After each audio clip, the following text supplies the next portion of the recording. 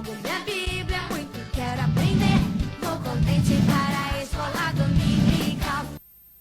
Saúdo a todos os internautas, professores, professoras, com a doce e gloriosa paz de nosso Senhor e Salvador Jesus Cristo.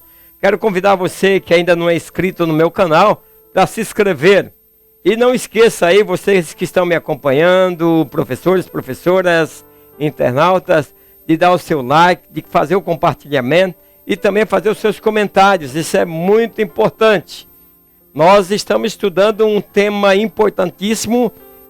Sempre digo isso, é um seminário. Quem está me acompanhando está fazendo um seminário sobre a igreja e o Espírito Santo e a necessidade de avivamento promovido pelo Espírito Santo para os dias de hoje.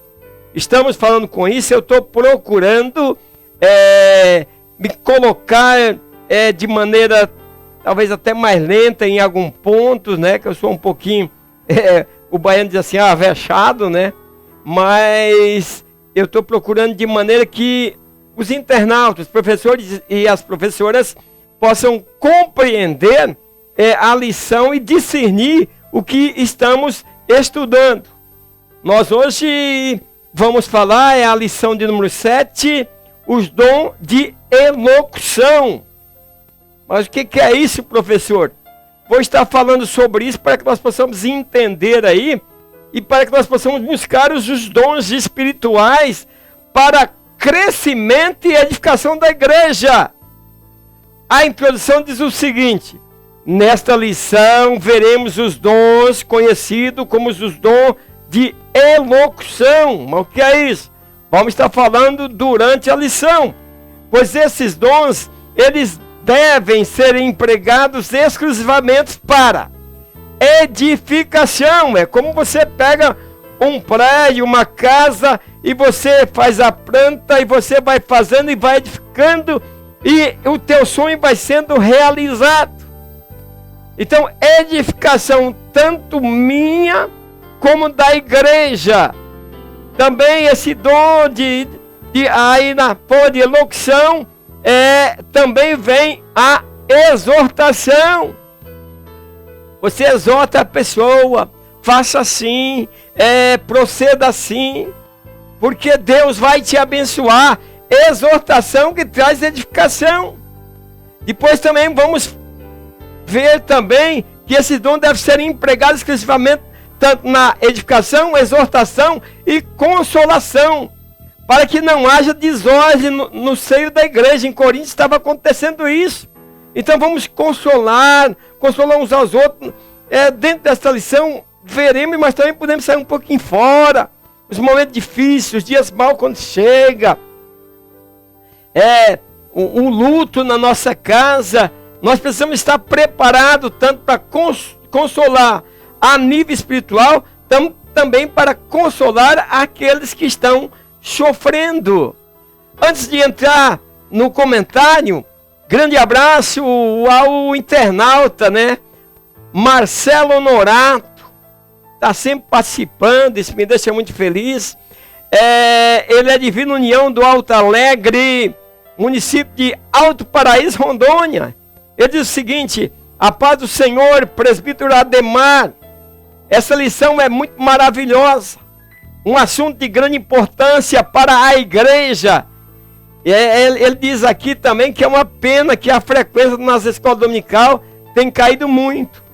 E é verdade, eu não sei o que aconteceu. A pandemia, em vez de elevar a fé, a animosidade para frequentar a escola dominical, deu uma esfriada. Isso em muitos lugares, conforme a gente vem acompanhando. Gilvandre Silva Duarte, ele é de Aparecida de Goiânia, Goiás. Ele diz: parabéns, presbítero Ademar, muito boa aula. Vini Galiani, meu internauta aí que está sempre me acompanhando. Ele diz o seguinte: o dom da fé está se perdendo em muitas pessoas que estão sem esperança. É isso? Quando você perde a fé, você também perde a esperança. Sônia Eval Eugênio diz: a paz do Senhor, presbítero Ademar, que aula maravilhosa, dá gosto ouvir e participar, obrigado. Que Deus abençoe a cada internauta. Não esqueça de compartilhar. E aí, por exemplo, não esquecer de falar a outros da importância desse grande seminário aonde eu passo horas aqui, horas estudando para poder transmitir para os queridos irmãos. Professores e professoras, seja bem calmo nesta aula, porque esta aula exige uma profundidade, para que o aluno, né, da escola dominical, ele volta para casa dizendo: ai meu Deus, eu não sabia disso e aprendi, porque a cada dia nós vamos fazendo descoberta. Nós como professores também, nós vamos fazendo descoberta dentro da lição, conforme vamos estudando, vamos aprendendo. Vamos para o objetivo da lição, da primeira parte. Eu vou estar falando sobre a confusão acerca dos dons de elocução. E aí também vou estar dizendo, para que profetizar? Vou explicar isso. Como deve ser a profecia? Vou estar explicando. E elas devem ser julgadas? Me acompanhe nesse primeiro ponto que eu vou estar falando sobre isso. Um diz assim, dons relacionados à elocução. A profecia, a variedade de línguas e a interpretação das línguas são manifestações do Espírito Santo classificadas como os dons de elocução. Então, esses dons que eu estou citando aí para vocês, profecia, variedade de língua e interpretação das línguas. Manifestação do Espírito Santo, né, como dons de elocução. Então, esses dons, ele capacita o membro do corpo de Cristo a falar sobrenaturalmente. Falar das coisas de Deus, revelações de Deus. Então, essas manifestações sobrenaturais, ela visa o quê? Edificar, exortar e consolar a igreja de Cristo. E nós precisamos, professores, professoras, termos cuidado com aqueles que julgam ser possuidores desses dons e enganam muitos com as suas falsas manifestações. Está cheio nas nossas igrejas, por que não dizer não na igreja de outros? Nas nossas igrejas, nesse tempo de política, quanta profecia fora dos ditames de Deus. 1.1 diz assim, profecia, esse dom nos permite ouvir a palavra inspirada do Espírito Santo e sermos edificados, exortados e consolados por ela. Essa profecia, ela tem que trazer isso, esses três elementos. Professores, professoras, crentes em geral, quando alguém está profetizando, nós temos que acompanhar se é de Deus, verificando esses três elementos, que edifica, exorta e consola. É de Deus? Está edificando? Então é de Deus. Mas se está desmontando, não é de Deus. Satanás trabalha no meio dos crentes. É preciso entender isso. E ela precisa exortar, está exortando. De acordo com a palavra de Deus, está consolando. A profecia não pode ser uma coisa que vem trazer tristeza. Tem profecias, meus queridos, que a pessoa volta arrasado para casa e entra em depressão. As pessoas profetizam que tu vai morrer, tu vai cair naquele buraco. Não, meus queridos, põe no aspecto, põe na peneira. Edifica, ok, é de Deus, exorta, é de Deus, consola. A profecia tem que consolar. Quando você está com um problema, vem a exortação. Prepara, ande no caminho certo que Deus vai te abençoar. Não ande fora para você não fuja da proteção de Deus. Cuidado com as pessoas que se julgam profeta. Dom da profecia, ele é maior. Assim diz Paulo. Ele diz, todos podereis profetizar. E procurai com zelo profetizar. Vou estar falando sobre isso. Então é assim que são manifestados os segredos do seu coração.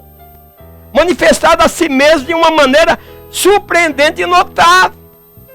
A consciência seria despertada. Então, ele está falando da profecia daquele pregador que está pregando e está profetizando na vida dos ouvintes. Mas uma revelação espiritual. Talvez nem ele mesmo sabe que está falando com aquela pessoa. Mas a pessoa que está dentro do culto, o descrente, ele fica perguntando, mas isso está acontecendo comigo? Como que uma coisa só minha e esse pregador está falando das coisas que estão acontecendo na minha vida? Profecia. A palavra de Deus, profecia que edifica.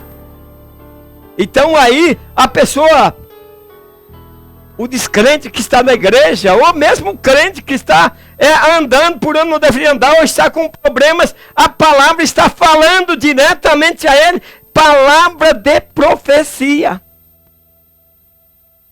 Então, meus queridos, aí as pessoas, como conhecem tanto o sentimento da vida daquela pessoa? Então, é possível que aqui Paulo possa significar que os profetas, por inspiração, seriam capazes de revelar alguns dos fatos secretos a respeito do descrente que está no nosso ambiente de cultuação, edificação. O pregador declara algumas coisas em relação ao descrente que só poderiam ser conhecidas por ele. Como foi o caso de Ananias e Safira. Só os dois sabiam da trama, da mentira que eles tinham programado. E quando chegou lá, Pedro revelou pelo poder da profecia o que estava acontecendo. Talvez Ananias, antes de inspirar, tinha dito, mas eu não comentei nada. Como que chegou aqui? Veja, meus queridos, que servir a Deus, estar na igreja, em comunhão, é coisa séria. O segredo do coração é manifesto. Aí o Espírito Santo nos capacita com esse dom para servirmos a igreja de Cristo. Como um pregador, na eloquência e na inspiração da profecia, da revelação de Deus pelo Espírito Santo. Quando você está evangelizando, muitas almas se rendem ao Senhor. Por quê? Porque a palavra vai lá e ele diz, mas como pode? Então essa voz profética se consolida pelo cumprimento fiel e pelos resultados. Olha nessa campanha agora, campanha política, tantas profecias sem resultado nenhum. O diabo, o espírito maligno está operando em nosso meio. Você pensa que não? Veja lá no caso de Jó. Faz uma reunião, aparece lá Satanás. E aí Paulo diz assim, mas se todos profetizarem, se algum indulto ao inferno entrar, de todos ser convencido e de todos ser julgado. Então os segredos do seu coração ficarão manifestos. Então a Bíblia nos faz ver que o dom de profecia é uma habilitação divina, ofertada ao crente para edificação, consolação dos santos. Estou falando e repetindo. O 1.2 diz o seguinte: a importância do dom de profecia para a igreja de Cristo. Em um dos seus textos sobre o assunto, Paulo exorta a igreja para buscar, seguir a caridade e procurar com zelo os dons espirituais, mas principalmente os de profetizar, diz Paulo. Então o dom da profecia está disponível a todos os crentes, não só aos profetas. Alguns intitulam, eu sou profeta. Você pega um jovem cheio do Espírito Santo, começa a pregar, as almas começam a se render. Onde ele vai, o trabalho cresce. O trabalho tem a presença de Deus. Então, importa-nos reiterar que a importância é tamanha, pois aquele que profetiza edifica a igreja. Então, assim, através do dom de profecia, o Senhor fala abertamente, de forma simples e diretas com o ser humano, com o intuito de edificá-lo, exortá-lo e consolar. Eu estou falando da elocução, da palavra revelada pelo Espírito Santo, em que o pastor, o crente, fala. Ainda não estou falando de línguas estranhas e realmente ali é a interpretação de línguas estranhas, que vou falar mais tarde. 1:3 assim: julgar a profecia. A igreja de Cristo bem doutrinada não tolera os falsos profetas em seu meio e faz o uso correto dos dons espirituais de acordo com a palavra de Deus. Por que não falar que no decorrer dos anos as igrejas pentecostais deixaram o inimigo falar na igreja? Por quê? Porque não julgaram as profecias. A Bíblia diz: julga se ela é de Deus. Eu falei das 3 qualificações: edificar, exortar e consolar. Se a profecia não traz essas 3 qualificações, ela não é de Deus. É fácil, professores, professoras, é fácil de analisar a profecia se é de Deus. Julgue a profecia, é o que nós estamos estudando. Julgar a profecia. Tem muita, eu não falo não, porque depois Deus vai se castigar. Tem muitas pessoas vendo Deus como o Deus, um Deus mau. Crente vendo Deus amoroso, Deus misericordioso como Deus mau. Não toca nisso não, não fala isso aí não, não fala daquilo lá não. Julgue. Não fico falando para as pessoas não, mas julgue.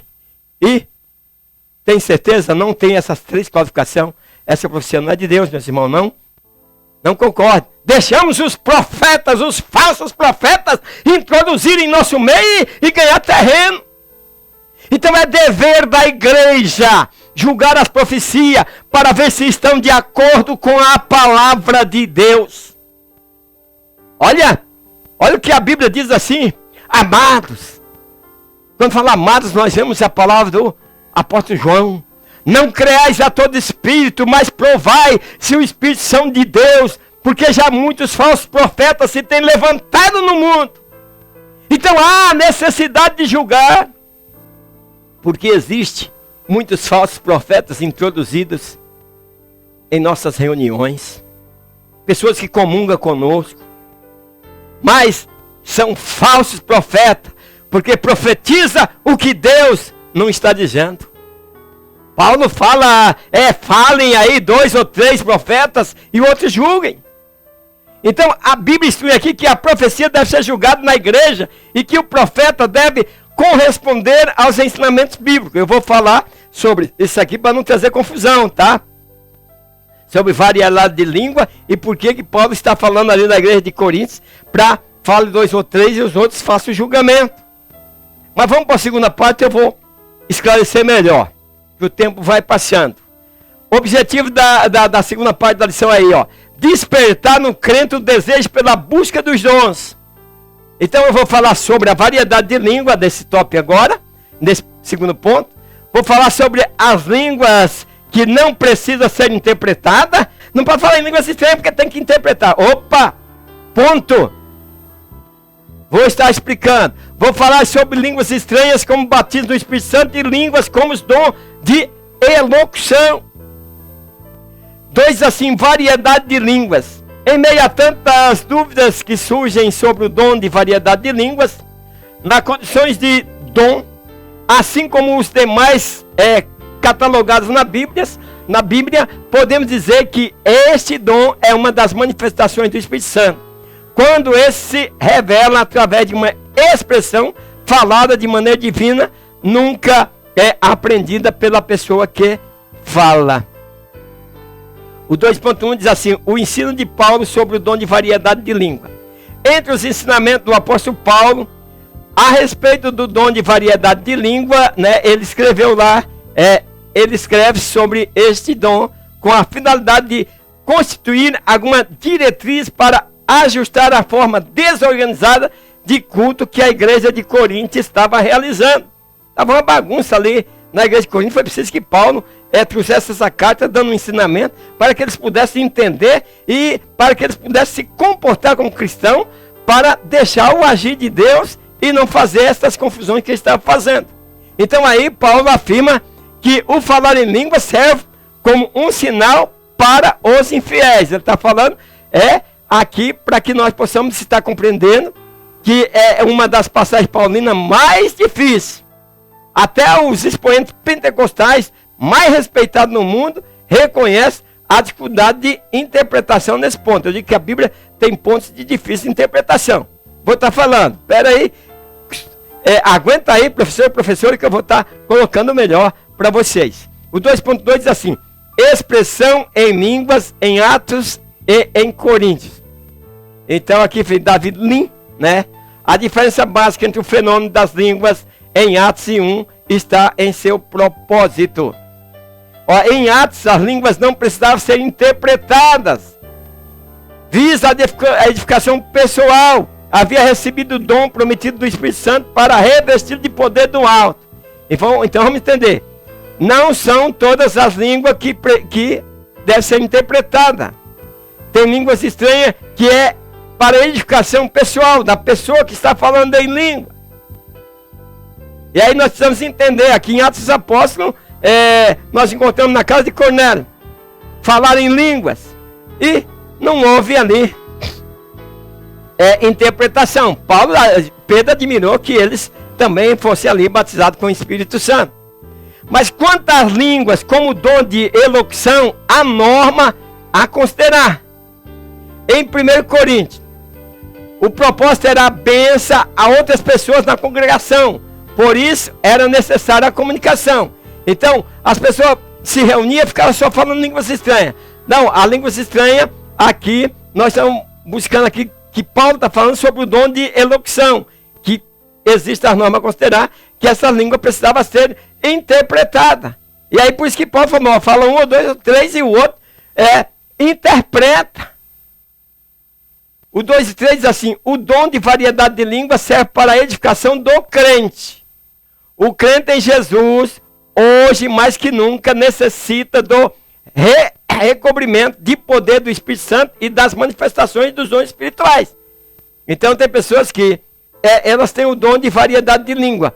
Esse dom é para edificação dela mesma, como fala em línguas estranhas, fala em variedade de língua para a sua edificação. E o dom de variedade de língua, o apóstolo Paulo deixou registrado que esse dom serve para que o crente edifique a si mesmo. O que fala em língua estranha edifica a si mesmo, mas o que profetiza edifica a igreja. Ele não está falando que toda língua estranha tem que ser interpretada, não é nada disso. Ele está falando do que profetiza. Aquele que interpreta língua estranha e aquele que no poder do Espírito Santo leva a mensagem. Como eu disse lá no começo, ela consegue desvendar o profundo do coração do descrente, que ele pensa até que aquela pessoa é um adivinho, como ele não tem conhecimento das coisas de Deus. Então, meus queridos, Paulo está dizendo, olha, é melhor profetizar, dizendo para os coríntios, naquela confusão que ele estava fazendo. Vamos para o ponto 3, objetivo desse ponto 3. Vamos mostrar a relevância dos dons para a igreja. Eu vou falar sobre a interpretação de línguas. Vou estar falando nesse ponto. E eu queria fazer uma pergunta e eu vou responder aqui durante esse ponto 3. Não saia daí. Vamos até o final. Paulo proíbe os crentes de falar em línguas estranhas? Proíbe. Porque é o que nós ouvimos, uma discussão tremenda. Fala que a língua estranha tem que ser interpretada e tal. Então, vou estar colocando para vocês, internautas, professores, de maneira que vocês possam colocar aí para os seus alunos. O 3 diz assim: dom de interpretação de língua. Ao tratar desse dom, o bispo primaz Manuel Ferreira afirmou: o dom de interpretação de língua é a revelação divina do Espírito Santo, que emprega um crente para declarar na igreja o significado das palavras pronunciadas pelo profeta em outra língua, dom de elocução. O 3:1 diz assim: uma manifestação sobrenatural do Espírito Santo. Na igreja de Corinto havia desordem de toda natureza e os crentes assistiam a tudo sem dar aos dons a devida importância. A igreja precisa dar importância aos dons espirituais. Precisa discernir o que é de Deus e o que não é de Deus. Precisa ouvir o que é de Deus, o que traz edificação para a igreja. Então, confusão. A igreja era a ausência de dom de interpretação de línguas. E o povo falava em língua, mas ninguém interpretava. E a Paulo dizia, quem fala em língua deve orar para que possa interpretá-las.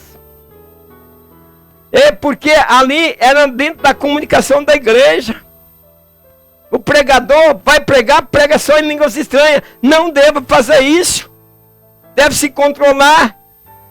Deve pregar a palavra de Deus ou pedir a revelação. Está falando pedir a revelação para que as pessoas que estão ouvindo possam entender.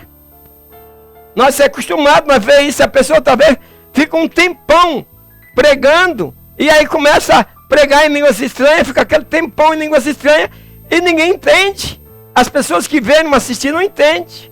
O bom mesmo é se ele pregar na revelação profética para penetrar os corações, tanto dos cristãos, como aqueles que chegou para ouvir a palavra, como eu falei no início, aqueles que estão visitando a igreja. Então, por isso que é essa a orientação de Paulo.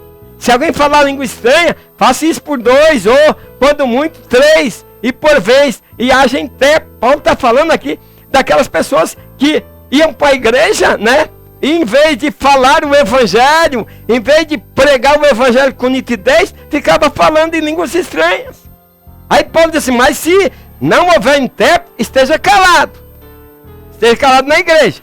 Aí fala assim, e fale consigo mesmo com Deus. O que é isso? Fale em línguas estranhas você mesmo, mas não é como uma mensagem direcionada a outros.